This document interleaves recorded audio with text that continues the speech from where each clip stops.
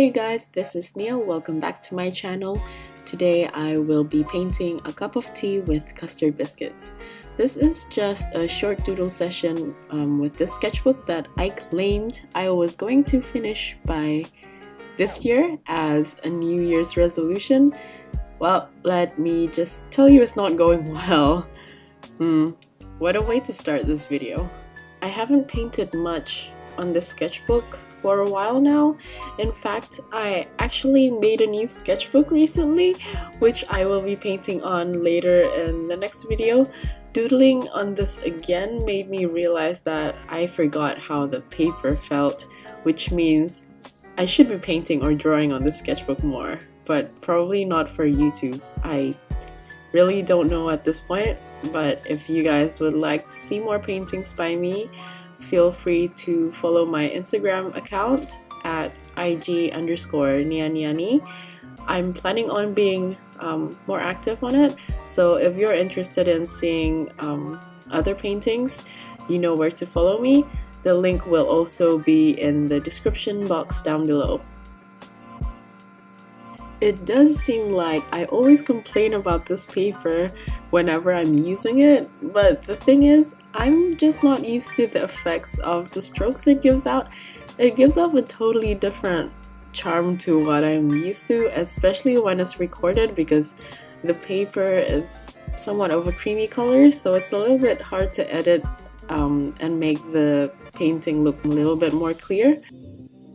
At this point of my art experimentation, I'm actually trying out other paper too, because I've combined a few different types of paper in my new sketchbook, and one of them is the Arto 100% cotton, which is much more expensive to the cellulose paper, which is what I usually use.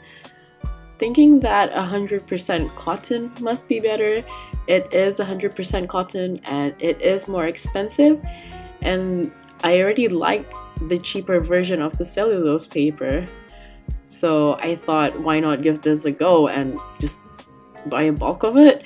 But boy, I was wrong about higher price giving better quality, because the fibers were much easier to destroy with water. So now I have a chunk of that so-called 100% cotton paper to use in my new sketchbook. Yay! With that said though, I feel like trying different extreme paper is good practice for watercolor, because with different properties of your paper, you learn different controls for your strokes and your paint application. It is, however, not the best exercise for beginners though.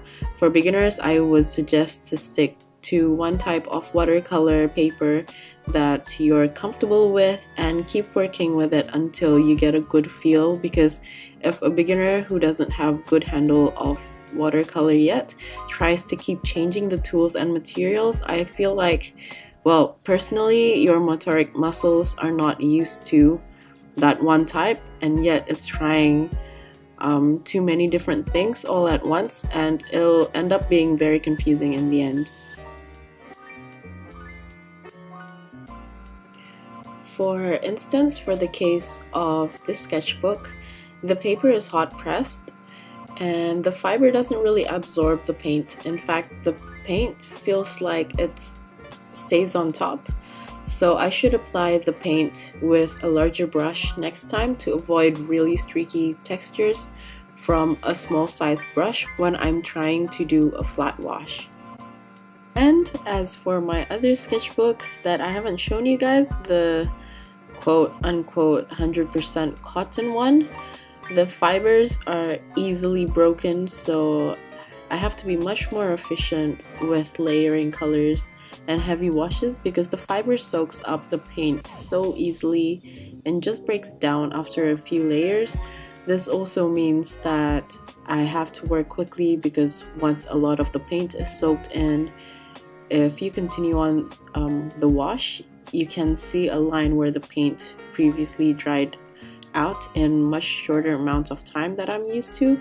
I also take into consideration that if I were to layer, I have to wait until the paint dries more than what I'm used to with the cellulose paper. And last but not least, I have to really be careful when making fine details, because due to the nature of the broken fibers, when the paper is still wet at the slightest, no matter how finely I apply the paint, it will just spread and bleed. So I have to wait until it completely 100% dries before I can start adding fine details. These are just the examples and contrast of two types of paper that I happen to sadly own, but it also gave me a lot of lessons and awareness when I'm painting. But you see what I mean if you buy too many different types of paper all at once when you're just starting out, and by accident you took ones with such different extremes. It would be confusing for beginners because it's like having no time to adapt to one type yet. By no means the paper that I have are still usable, even though I don't like them, and I've actually been painting more because I just don't want to get rid of it without painting on it and just wasting the paper. So, you know, it's not all that bad. This is also why I've read that even if you're a beginner, using professional grade watercolor and paper is not such a bad idea. If you have the money and the resources, I don't see why not, because the paint and the paper would be much easier to control and much more consistent. I'm sure that the paper would also be able to withstand much more abuse. By that I mean heavier washes, heavier glazing or layering without changing the color or destroying the paper in the process. But sadly, I just don't have the funds to practice, doodle and experiment with expensive paper. One day when I do get them, I will share my thoughts and record it to show you guys. I'm very curious to how it feels, but for now, I'll just stick to my commoner compatibility and use what I have and what I can afford, which is not much at this time. So to all my Indonesian viewers, if you guys are also painters or wanting to start painting, this Arto brand is probably one of the more reasonably priced watercolor paper in Jakarta, but I recommend to stick with the cellulose paper, which is cheaper, but they feel much better and withstands more water compared to their 100% cotton type.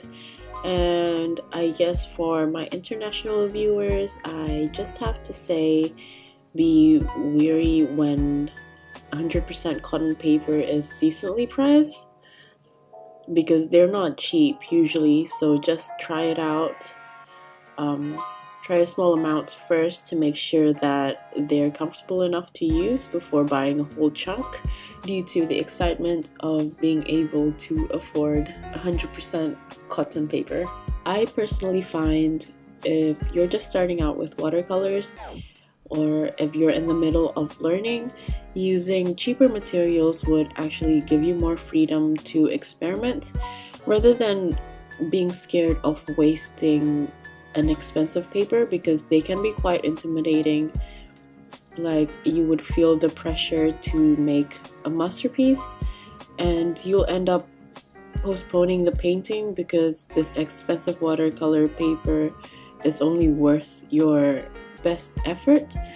When, as a beginner or someone who wants to try out watercolors, the most important thing is to be able to have the freedom to keep painting as much and as frequently as possible.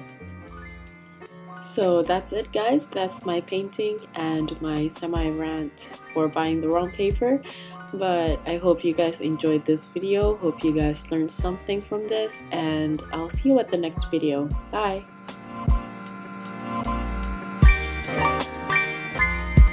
Thank you.